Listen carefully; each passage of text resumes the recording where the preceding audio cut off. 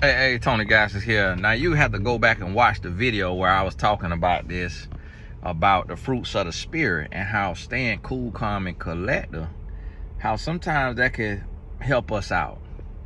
And I done shared this a little bit before, but I want to make a specific video for it because for one, it's about the car world and how that stuff works, but then also about when you stand up for yourself and you speak up. And so what happened was I went to a dealership which they said they was one of the largest in the nation, producing the highest volume in the nation. And I went to a dealership and I was buying a Jeep Wrangler for my niece, and for her 16th birthday, or it could have been 18th, I don't know, but I think it was 16th birthday. I was getting her a Jeep, and I got the Jeep. It was Jeep Sahara Wrangler, Jeep Wrangler Sahara edition, I think it was Sahara, but it was $50,000 at that time. The market was up, you know how that was. The market hadn't went up. It was a new vehicle, and I can't remember. I don't even think it had any miles on it or anything like that. And it was $50,000, and it had a soft top though. And then there was some rain, and I went to turn, and some water came in. And so I went to get it switched to the hard top. So got it switched to the hard top, and it was raining again, and I made a turn, and I seen water drip down the window. So water came in again. So I was like, you know, I don't know. I said, should water be coming in? And they was like, no, it shouldn't. If it's on right, it should not come in there. And I was like, okay, well, is it a way we could just swap it out? There's a way we could swap it out, because when I went in, I had approval from my bank, because I went directly to my bank and got the approval for it. And I told them, I said, you know, I already got the approval. They said, this is my approval code. Y'all are one of their approved dealers, so you just got to punch in the code and it'll come up. So I say, please don't run my credit. I do a lot of business and I need my credit to be in good shape. And if you run my credit, I could lose points on my score. And it's just another inquiry when I already went to my bank and got an inquiry. And y'all on the approved network, they say when you punch in the code, it's gonna bring up the deal. Boom, you do it just like that. So they told me, okay, they were not gonna run my credit, nothing like that. They came to me, had me sign this piece of paper. I'm sitting there, I get 3 credit pulls. If I get a notification that I got a credit pull, and y'all, now I just got my dinner tonight free. That's the video I was talking about. I can't remember, I don't know what I titled it. The title could have been Fruits of the Spirit or something like that. But I just believe sometimes the Lord set you up and you operate the way he tell you to operate. So I talked to the guy and I said, hey man, you know, you ran my credit. What happened with my credit being pulled? And he said, oh no, we didn't run your credit. We just had to verify whatever. Sometimes we got to verify that it's the right person, but we didn't run your credit. So the man is telling me a bold-faced lie, but it sounded so good I believed it. So I said, okay, all right. And I Googled and I seen that it said when you got a pre-approval letter, people may still run your credit to verify it's you and all of that. So that right there made me let it go. So I let it go and went on ahead, did the car or whatever. So I came back that next time after I had bought the car. I came back and I said, can you do a VIN, like can you swap out this car? Like this a silver one, y'all got an orange one. I think my niece will like that color orange. Can you just swap it out? Being that the car, it just give me the same exact car. Brand new, same year, same model, everything, but it just originally a hard top. So I know it's put on right from the factory. And he said, yeah, we could do that. I say, so you could do that, no credit inquiries, nothing like that. He's like, yeah, we just could swap it out for you. So instead of them swapping it out, and this is what people like, God rest his soul, but the argument that Charlie Kirk had is that black people get treated fairly, black people get treated all the same. That's where it's not true. Because the man told me they could do a VIN swap because it had only been like a week. Instead of doing a VIN swap and calling the bank and saying, hey, we giving your customer an identical vehicle, all we're gonna do is change the VIN. It costs the same exact thing. It's the same exact year, same exact miles, same exact price.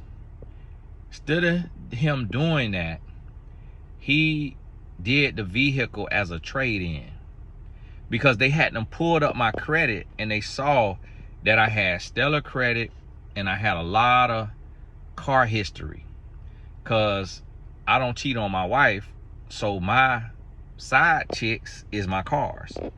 So at that time, I think I had a Mercedes-Benz Sprinter van on my credit, a Bentley on my credit, a Maserati, a G-Wagon, maybe an Escalade or a Tahoe, another Benz. I had a lot of cars on my credit, maybe 7 to 10 cars, maybe 7 to 10 cars that I had on my credit. And I don't buy cars cash and all of that. It don't make sense to me to put that kind of cash down. That's what the bank is for. They got more money than you. So I don't buy cars cash, and I trade out of them after a couple years, and I still have equity in them, and I get my money back, and basically I just rode it for 2 years, and I go on to the next car. And so I don't lease cars, because by the time the lease is up, because they limit your miles, you got to pay a bunch of fees in extra miles, and we put a lot of miles on our cars. We drive our cars. Leases is not for people who drive their cars. This man up here at the bank trying to build a new ATM, sir. You, like, my goodness, I ain't never seen no bank transaction take this long, sir. What you, they're trying to create money? Like, come on now. You need a live teller. And so I get 3 credit hits. The man goes and looks for new financing. So I got a hit from Mid-Florida, another credit union, another bank. So 3 banks. I get the notice, say, hey, you got this right here from these banks. Y'all got to forgive them, get some cash out of the ATM for my wife. My son got soccer training in the morning. So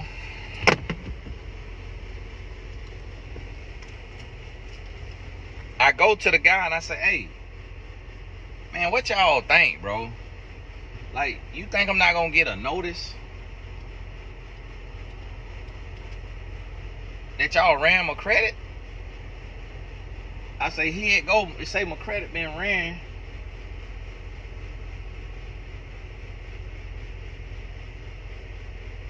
It say my credit been ran.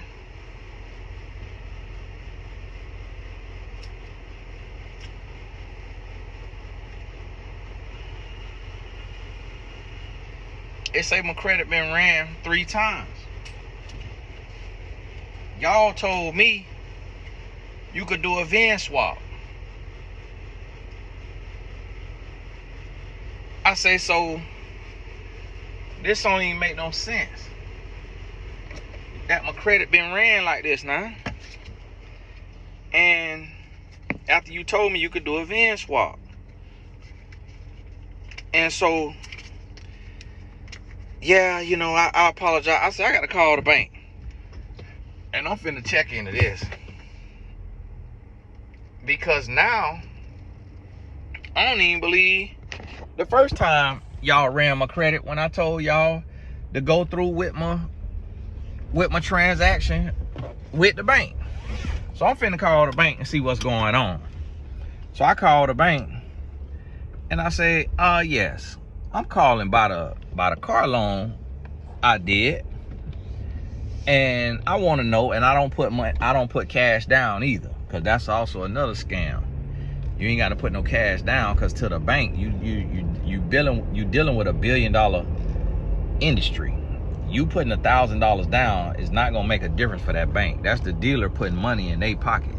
The purpose of financing is to let the bank finance it. They got the money, not you. Well, you got the money, but you know, you using their money. And then you put your money on the market or invest in your business, and you build from there. So you could flip your money instead of putting your money down. You could take that $1,000 that the dealer asking you for down, and you say, no, I'm not putting any money down. Then they'll say, oh, it's because of your credit. Your credit, that $1,000 ain't gonna make a difference in that. It's different if they say we need 50% down because your credit score is the same as your shoe size. That's totally different. But other than that, that's just them putting money in their pocket and just knocking it off on the car because the car ain't worth what they selling it to you for. So never put money down, especially if you got decent credit. And so I take and call the bank, and the bank tell me, you got 2 open loans for the $50,000. I say, what do you mean? He say, you got 2 open approvals. I say, I only did 1 approval. I only went for 1 approval on the on y'all banking account on the website.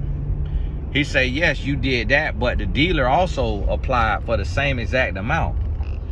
I say, so I have 2 open loans, 2 approvals? He say, yeah. I say, so you mean I'm approved twice? He say, yeah. I say, so you saying if I want to get 2 of these cars, I can? Because I was trying to understand now. Because I'm like, nah, I know my credit good, and I know my account got some cash running through it now, but I ain't think it was like that now. Y'all fit approve me for 100,000 right now? And so I was kind of blown. He said, yes, you can get 2 of these cars if you want to, based on your credit and your income. I say, oh, okay. And he said the second one was done by the bank. I say, oh, all right, I see. So what the bank does,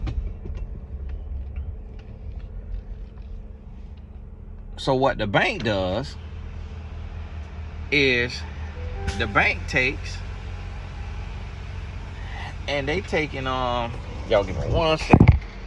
How you doing? All right, thank you. Sorry about all the mishaps that are going on today. Yes, sir. No problem. Insanely rough in here. I could imagine on a Saturday. Right. I got about 40 deliveries. They're about 75 minutes late right now. Wow. Wow, wow, wow. Hey, bless you, man. I hope it get better. It won't. It's a good problem to have, though, man. You got a good job. You know, in this economy, at least you're getting a paycheck. Yeah, I guess. Got to look at it the positive way, man. Hey, keep your head up, man. Keep working hard. Yeah, have a good night. Yes, sir. You too. Had to encourage my brother. See, he went to smiling. Bro, you got a job, bro. Like, come on now. You complaining. Talking about his order 75 minutes late. Bro, you got a job. So I just got my food free because I hadn't ordered it, and they said it was delivered, and it wasn't delivered. So instead of just letting it be late on the delivery so I know it wasn't there, they put delivered. So I'm thinking he delivered to the wrong address. So I came up here and had them refund the order. Now that I had to get out the house, get dressed. That's why I try to tell you, you can't take offense by stuff. Some stuff happen, it's a setup for your blessing. It's like, so listen, somebody else make a mistake or they choose to mess up. That's a setup for your step up. Like, you got to look at it differently. Don't get mad. Scratch your booty and get glad. Y'all finna get me straight though. And so I go in there and I say, hey, I told y'all when I bought this car not to run my credit. I just called the bank. He said, y'all got 2 open loans. So the loan that this is on is not the one that I got from the bank. Y'all opening another loan so you can make more money. Because the way it worked with the dealership is they get to add interest points. So if the bank offered me a 4% interest, the dealer might get 1.5%, 2%, and they can mark it up. And they get paid on that additional interest. So now, not only do they eat from their profit on the vehicle, they also eat from the profit on the financing. And that's how they make their money. And so a lot of times when you go to the dealer and you apply through the dealer, the interest rate they give you is always lower that they get, and they making more money. That's why you should go directly to your bank that you put your check deposits in, and you go in there to the bank and you apply for the car that you want. Go do your car shopping first, get the VIN number, then go to the bank. After you done test drove it and all that, then you go to the bank. and you get the bank to approve you for it. And if you can't get approved for it by your bank, then you could go to the dealer, and the dealer may have some other relationships with other banks, and you get approved on their name, but you're gonna pay a higher price for your credit being low or history, whatever, being bad. So I go in there and I say, squash the whole deal, which really shoots my niece in the foot, which was supposed to happen anyways, because, you know, she was going through some stuff in her life with her mama and all of that. So it really wasn't a good purchase. So it shoots my niece in the foot. She didn't even know about the car though. So that was a blessing. She didn't even know I was getting it. I was gonna surprise her with it. And so, but God knows all. So I say, squash the whole thing, cancel it all. Cancel it all, take the car back. Boom. So I walk out of there. And I'm sitting in the barbershop telling my barber about what happened. And as I'm telling my barber about what happened, something in my spirit said, no, they got off easy. Cause all they just got was me not buying the car. But they did whole fraud, because they ran my credit without my permission. They opened a whole second loan, a new loan, without my permission, without my knowledge.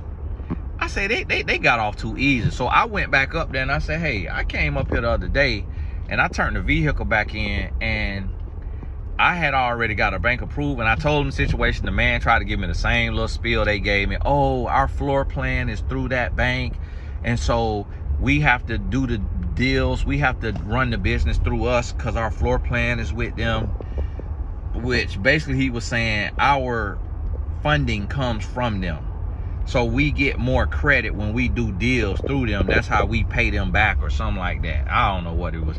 Trying hogwash he was trying to give me. And I'm like, man, this is crazy that this is a whole legal industry and y'all are moving like slime balls like this. And so I say, I need to talk to the head person who run this whole dealership. He say, well, he's not in right now. I say, who would that be? He say, it'll be such and such.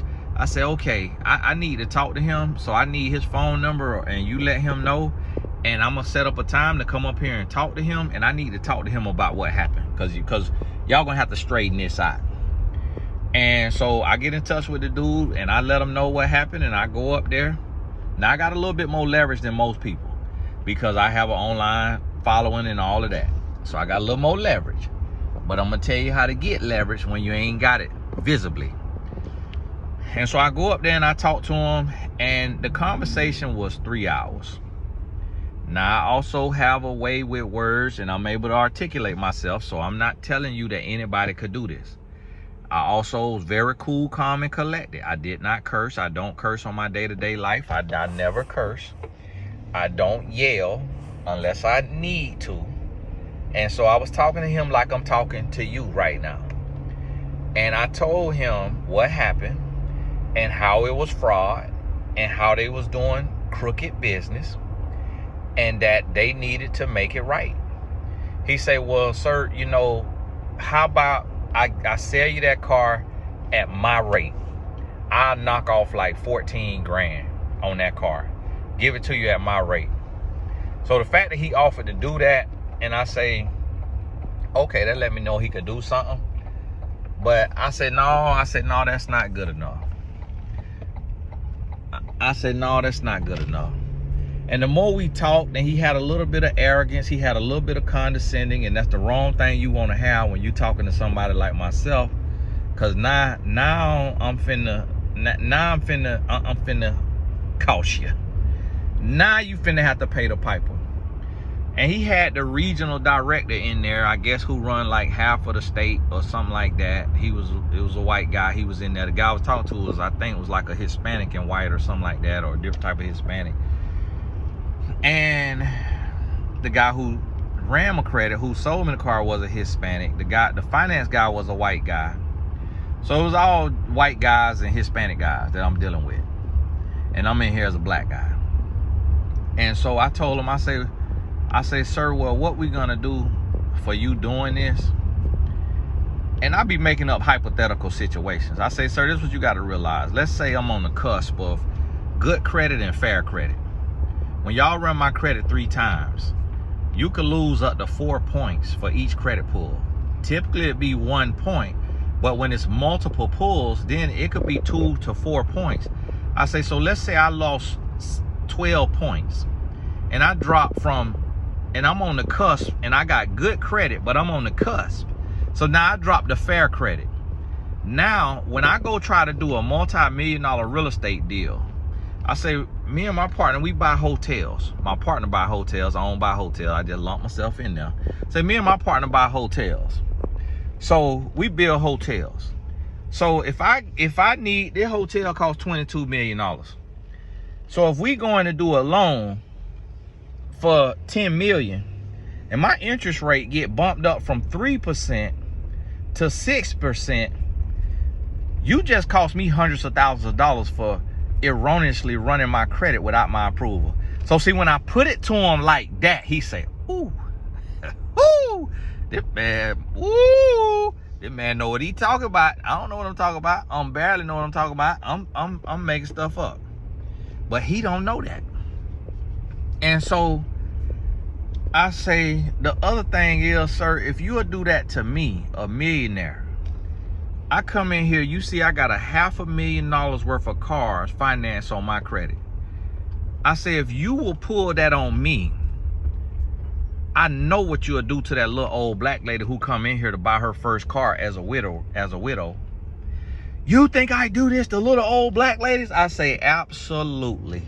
I say, if you will do it to a millionaire who has 3.5 million followers online, sir, I could send one tweet and have you fired, have your entire business canceled, and everything up in here audited from head to toe. And they go through and they look at every single deal y'all done and seeing how many people that y'all have done this to, sir. And you could possibly be facing jail time like Michael Holly from Michael Holly Kia. And he was silent. I say, so what we gonna do here, sir? And first rule of negotiation is don't negotiate. What you say you want is what you got to get. Don't change your price. Don't go up, don't go down. I say, sir, what we gonna do is I want the most expensive car off the lot. I want the most expensive car that Dodge, Jeep, Chrysler make. And he said, I'm definitely not gonna give you a car. He said, I'm definitely not giving you a free car. I say, sir, you definitely are. I say, many men have had this moment where they thought that I was bluffing. I say, today is your date with destiny. Red pill or the blue pill. This decision will change your life forever, sir. I say, you could think that I'm bluffing and that I'm making threats, but I don't make threats. Because where I'm from, threats lead to death. I say, I've seen people lose their life over $5. This is far bigger than that. I say, so you could think that I'm bluffing with you, and I guarantee you, I will send one tweet out about this, and there will be 300,000 Twitter followers will know about this. The owner of this company who has you running it will call you and say, you just cost me $2 million in PR damage. And you mean to tell me you could have ended that by giving him a car? I say, sir, it's not about the car. You see, I got a Bentley, I got a Maserati. I say, it's about principle. I say, this is your date with destiny, and this is your moment of grace. Because if you keep doing business the way you're doing it, you're going to end up in prison. So I'm here to spare you. You pay me now so you won't have to pay a greater price later. Tears came to his eyes. He well up. He said, well, you know, you needed a couple days to think before you came back in here. I need a couple days. So give me a couple days to think about this. He probably knows. He was talking about the regional director that was in there. He probably knows what I'm going to do. But I need a couple days to think. He called me and he said, well, Mr. Gaskins, I got it approved. I got you a car. Hellcat, red eye. Not just a Hellcat, but a Hellcat red eye. I knew nothing about the car. Never knew about it. Didn't know nothing about it. SRT. Didn't know nothing about that. Again, I was driving a Bentley. I ain't know nothing about the Dodge.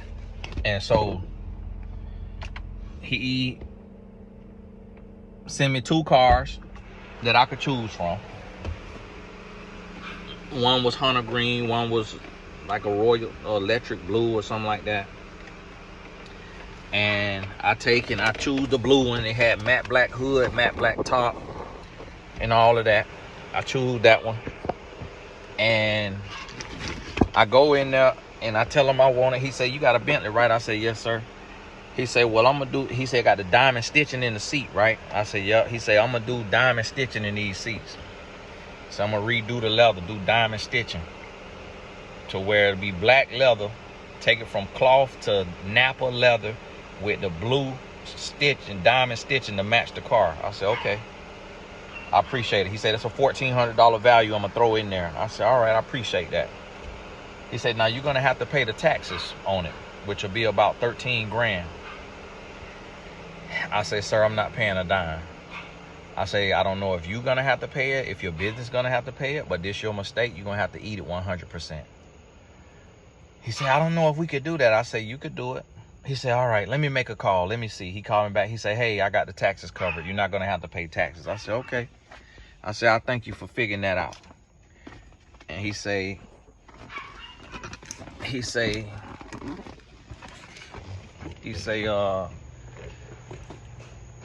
"Well, you want us to deliver it to you?" I said, "No." I said, I'll come get it because I want the worker who ran my credit after I told him not to. I said, I want him to see that crime doesn't pay. I said, I want him to see me come in there and get that. I said, I want him to see me come in there and get that car free. I want them to see me come in there and walk out of there with that car. He said, "All right, well, that's up to you. All right, you want to come? Come on up. It's up to you." I said, "Okay." I went up there. We went in there. They had a thing for me to sign. My agreement was that I wouldn't disparage them online. That I wouldn't say the dealership name. That's why I ain't said the dealership name. That's why I ain't said his name. And that I wouldn't tweet about it. I wouldn't file a lawsuit. I wouldn't do none of that. That I will accept this right here and as a severance or what, not severance, as agreement, and that we even. I said, all right. So I signed it and they had me sign for the car. The car was $77,000. 700 and something horsepower. I think 797 horsepower. And I got the car and for free, $0. I ended up selling it to a young man for $55,000. And then now that I learned about the brand and I liked the brand, I bought a exclusive one, which was instead of 77, it was 107,000. I bought it and brand new, one of 298, and it was called a super stock. And that's when I learned that you got a narrow body and you got a wide body. So although he gave me the Hellcat Red Eye, it was a narrow body. So when I learned about the wide body, my mind said I always want the best. I always want the highest level. That's how I became what I've become, by always striving.